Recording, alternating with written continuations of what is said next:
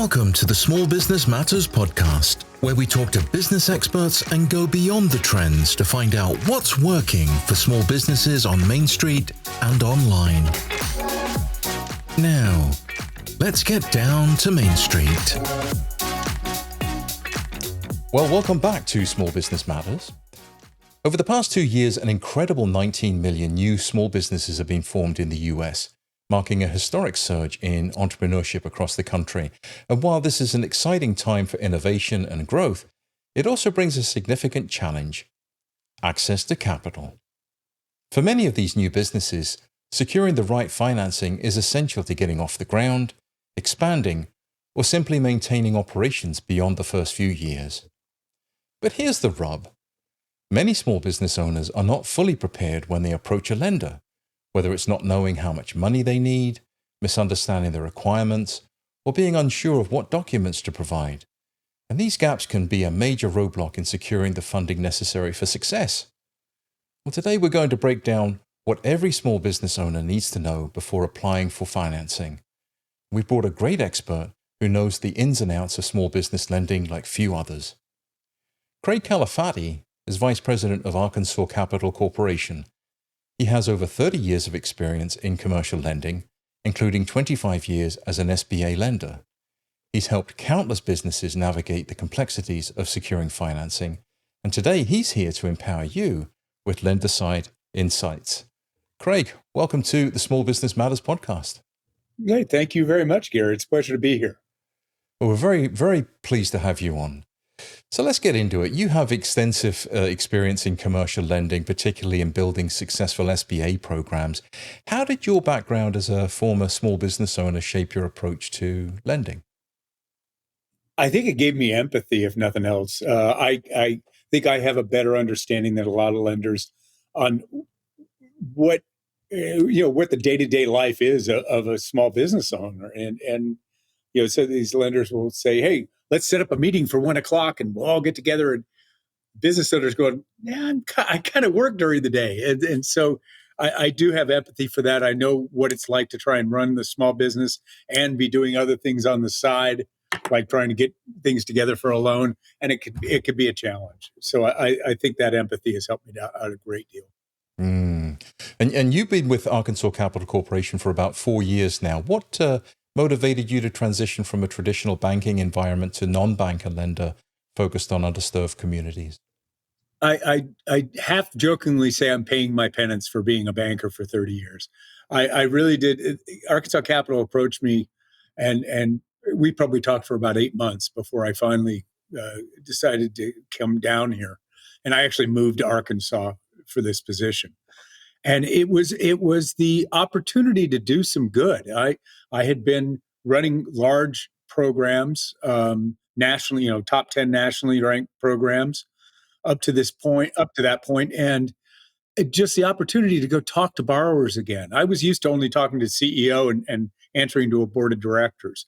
I actually get to go and talk to borrowers now to help people. We concentrate on helping underserved communities and rural communities, and it's just fun. It's fun to help people and to see that end result, which I'd been removed from for so many years. That's fantastic. And Arkansas Capital Corporation recently obtained a SPLC license from the SBA, making you one of only 3 organizations to receive this in 40 years. Can you explain what this license entails and how it enhances your ability to serve small businesses nationwide? Sure. The SPLC license is a small business lending company, and it's a license that's granted by the SBA to non-bank lenders. And there were 14 up until the beginning of this year. They allowed 3 more new licensees, and as you said, the first time in 40 years they had allowed new ones. And what it does is it allows a non-bank lender to lend nationwide as opposed to just their state. Up to this point, Arkansas Capital, we've been around since 1957, but we've been, as far as small business lending goes, relegated to just Arkansas and some of the surrounding communities. This allows us to go nationwide. So what we're doing with that is obviously we're ramping up. We're doing a slow rollout. We're going to first Right now, we're operating in the surrounding states and pretty much across the southern United States. We'll take it nationwide when we feel we have all our ducks in a row and the entire infrastructure set up. But for right now, we're going to concentrate on just the South. But that's what the SBLC license allows us to do. It puts us under the regulation of the SBA, and right now we're regulated by the state of Arkansas. Mm. There's often confusion around SBA loans, with some entrepreneurs mistakenly believing that the SBA provides direct loans. Can you talk a little bit about the role of the SBA as a guarantor and explain the process of working with an SBA lending partner? Yeah, absolutely. There's a huge misconception that the SBA is another government entity just throwing money out all over the place. And that's not the case at all. It's the SBA is set up. The SBA has been a remarkable resource for small businesses over the years, and what they do is they provide the lenders with a guarantee. So, and what I'm talking about now specifically is the 7A program, which is what most people are familiar with. The SBA provides a guarantee of that loan for, say, on a larger loan, 75% of that loan amount. When the bank goes and makes the loan, they know that if there's a problem and the loan defaults, after all the settlements done and the collateral sold and everything else, there is still a guarantee there from the U.S. government for 75% of that original loan amount, or the remaining, actually, of the remaining outstanding balance will be covered by the U.S. government. And so what that allows is the bank, when there is a shortfall, say in collateral, or the bank can't quite get comfortable with it, they can look to that guarantee and say, well, okay, well, maybe that makes it better. And that allows the bank to go forward and make those loans. That's the hope anyway. That's great. And ACC specializes in areas that traditional banks often shy away from, like startups and hospitality. What makes your approach to these high-risk industries successful, and how do you manage the risks involved? I think we take our time underwriting each individual deal. We look at every one of them. It's not a matter of checking boxes with us. For instance, we have everything that we do, our application, our document uploads, everything you need to do the loan, we do online. We have a full online application and all that. And a lot of banks and mortgage lenders will do this too. They have a set minimum credit score that they have. It's usually around 680, maybe even as high as 700. And if you're below that, boom, it kicks you out. That's the end of the story. We have ours set incredibly low. It's 600 actually. It's where we have it set because I want to look at that individual deal. You might have somebody who has a really terrible credit score, but that's because 3 years ago their spouse had cancer and they had all kinds of medical bills that were unexpected and they couldn't pay them right away and they were sent to collections. This has no bearing on the character of the person, has no bearing on whether or not they pay their business bills or anything else. It's an extraordinary circumstance and they should be heard. And so that's one of the big differences with us is we take that time, we look at each deal individually, and we trust our underwriters.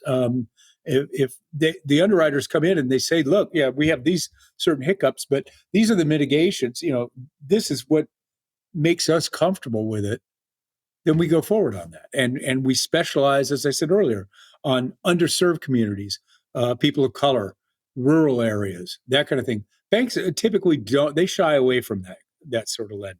We like startups too. We do a ton of startups. But again, we underwrite the people and we underwrite the business, and we don't go for just checked boxes and, how does this look and how does this compare to everybody else? We take each one on an individual basis. That's great. Let's pivot to preparing for financing. One of the first things that you advise is for business owners to know exactly how much money they need to get started. Why is it so important to have a clear understanding of your financial needs before approaching a lender? And how can entrepreneurs accurately determine this amount? Well, it varies by what it is they're trying to do. If they're trying to refinance something, that's one thing. If they're trying to buy a building, that's another. If they're trying to buy a business, another too. But You would be amazed how many people come into the office and they sit down in front of me and I say, okay, how can I help you? And they, well, I want to do this. How much money can I get? And I have no idea because I don't know your business. What I'm looking to you for, especially those initial conversations, is how much understanding do you have of your business? Do you know you should know exactly how much money you need. You know what equipment you need. You know what you're going to need to operate. You know how much you'll need for advertising and all the other ancillary expenses. You should have a very good understanding of how much you need. That's going to tell me that you've done the research, that you know your business, and that for me is everything. That's what I want to see. Yes. And you touched when we were talking previously. Can you talk and elaborate on exactly what business owners should bring to the meeting with their lender? You know, what is the lender most interested in? Well, again, depending on what they're trying to do, if they're starting a business, we want to see a business plan, and that kind of goes back to the earlier question. We as lenders, any of us, we want to know that you understand your business and what it's going to entail to not only start that business but get it up to speed and maintain it long term. And we want to see that you've done that research, that you have a very good understanding of how it's going to operate. Because how can you impart it to us and make us understand it if you don't understand it? We know a lot about a lot of different businesses, but we don't know anything about your particular business. So it's really important that they bring that with them. You're going to be asked for a number of different things, tax returns, but tax returns, background stuff, credit information, all that. But that business plan and the projections and everything else, that tells us what you want to do and what your understanding is. And it's also something that's going to follow that loan through the process. So it's going to go to the underwriter. The underwriter is going to read it, say, oh, okay, this is what they want to do, and this is how they're going to do it. And so that document is very important in the beginning. Yeah. How about checking their own business credit report before asking for financing? That's part of the Absolutely. homework, I right? mean, your personal and your business, because they both enter into it. It's not just people need to understand that too. Their personal credit is every much as important as their business credit. Some companies don't even really have much business credit, just because they're very small and they're flying under the radar, and so naturally everybody kind of gloms onto your personal credit. And fair or unfair, that's just the way it is, and they look to that to judge the character and everything else. But you should definitely have a good understanding. It's like going to buy a car. Hopefully, when you go to buy a car, when they walk back in the office after you've negotiated, you're not totally surprised by what they say about your credit. You have a pretty good idea. Yeah, I pay my bills. I have good credit. Yeah, so I would have an understanding about all that. Listening to other interviews you've given, you've mentioned that new business owners don't necessarily need to own real estate right away and that leasing can be a viable option. Can you elaborate on why leasing may be a better choice? Yeah, for a myriad of reasons. First and foremost, if you're going to buy the real estate up front, you need that much more money. At minimum, you're going to need probably 10% to put down, and a lot of banks are going to ask for a lot more than that. So that it's tying up cash that you're desperately going to need in the beginning. Um, Lease that building. You may, your business may morph over the first year or two, and you may find certain aspects that you thought were going to be very important to the business are not, and something else became very important. And now your location doesn't work as well as you thought it was going to. Now you're stuck in the thing because you own the building. It's a lot different than trying to get out of a lease and moving to another facility that works better. There are just a lot of different reasons, but particularly in the startup, hold on to your capital. I mean, that's the key. It's typically on a startup we look for, and this is an anomaly in the business. I mean, most banks want to see 20-25% investment by the borrower in a startup business. We're looking for 10% typically. We want you to hold on to your money. We know that some kid's going to ride by and break your picture window the second week you're open, and you're going to need $1,000 to fix that window. You don't want to close down because you couldn't fix a window. So hold on to your cash, and I think that's very important. And there are very few businesses that have to buy their property. Most businesses can get by with a lease property for, in the beginning in particular. Yeah, that's good advice. Now, you encourage entrepreneurs to reach out to others who have experience in running a business. How can connecting with seasoned business owners or mentors help in financing? And what should entrepreneurs look for in these relationships? It can help in several different ways. I mean, just the fact talking to somebody who's been through it, they might help you avoid some of the pitfalls. They can also advise you on their experiences with financing. What they should prepare for ahead of time. How their lender worked and whether or not they were happy with them or not. We survive and thrive on our customers talking about us. That's the best advertising I can get. So I would always talk to, what was their experience in borrowing the money? Good, bad, would they advise going to where they went, that kind of thing. But just in general, talking about the businesses, I mentioned, how your business might morph in the beginning that you didn't know. We talked about me being in a small business and I was in the restaurant business. When we initially opened, we were a full service Italian restaurant. Over the years, we morphed into pizza because that's where the money was, and that's what sold. And the first location did not resemble the second and third location. I can tell you that. And so that's where I'm coming from, and a lot of that, that was just experience, and I imparted that to anybody who would listen when they'd come and talk to me. I would tell them the pitfalls and the certain things that I learned the hard way, and you can avoid a lot of costly mistakes. Yeah, and I can see how your direct experience as a restaurateur um, brings value to your current role as an executive on the finance side, because you bring a certain empathy to those conversations. You know what it's like to be maybe in the early startup phase or in the struggling phase, right? Now, you mentioned the importance of micro lending, particularly for businesses that feel it's hopeless to apply for a loan. Can you talk about the challenges these businesses face and how micro lending can provide a solution? Yeah, microlending is interesting. We're starting a microlending program right now, and it's very interesting because, and what it is, to be very frank about it, banks don't want to do little loans. It's not costly. We are going into microlending knowing that we're not going to make money at it.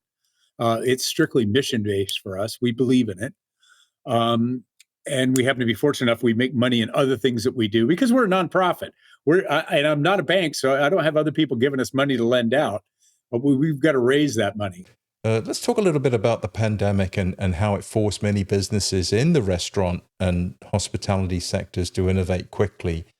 Yeah, from your perspective, what lasting changes have you seen in these industries and how should new businesses adapt? I think really one of the biggest things that we saw was so many things going online.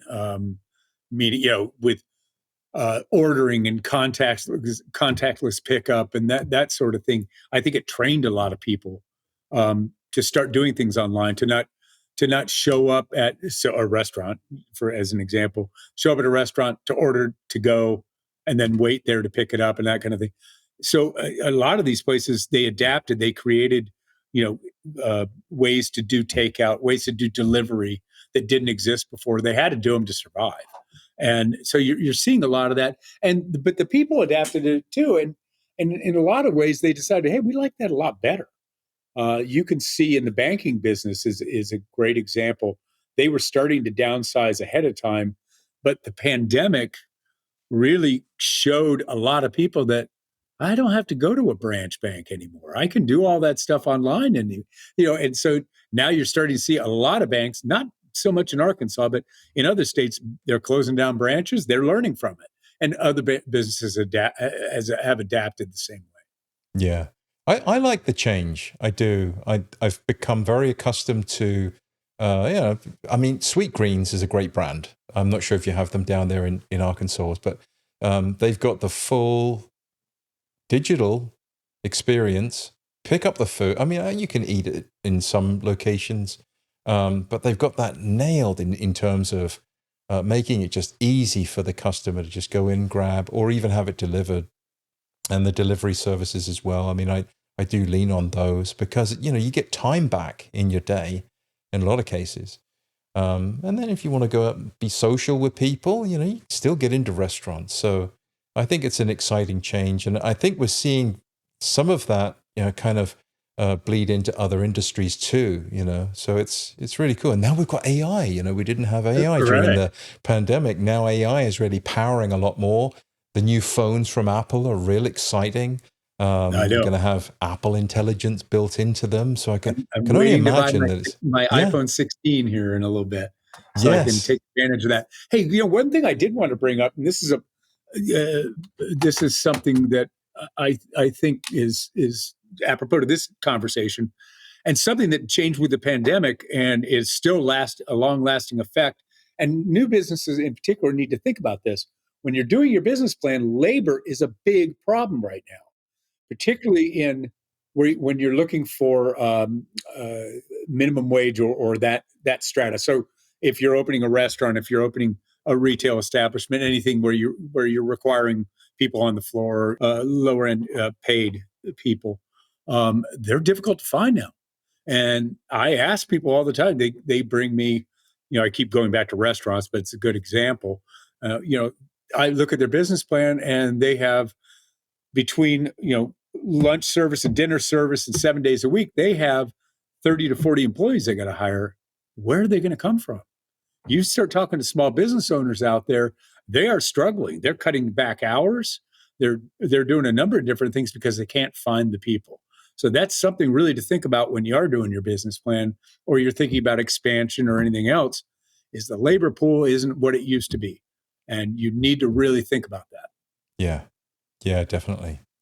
So when we talked earlier, you hinted at a name shift for Arkansas Capital Corporation moving toward the ACC brand. Can you share a little bit more about that and the reason behind the shift and what it means for the future growth of your company? Sure, I think it's just in keeping with the with Arkansas Capital's mission and what we plan on doing. That as we go nationwide, ACC seemed to make more sense as a name than Arkansas Capital, just because people would automatically think we are located in Arkansas, and we're proud of it, but that we only served Arkansas, and so we think ACC is just a better way to go about it. We'll start rolling that out in the next few months.